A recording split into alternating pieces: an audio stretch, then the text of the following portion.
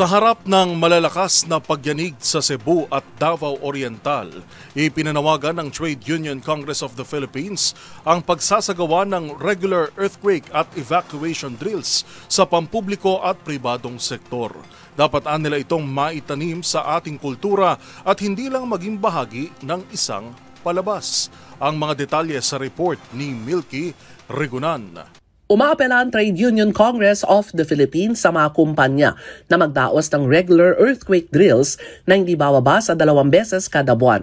Ang apela ng TUCP ay sa harap ng magkakasunod na lindol na tumama sa Cebu, Davao, Baguio, Zambales at Surigao.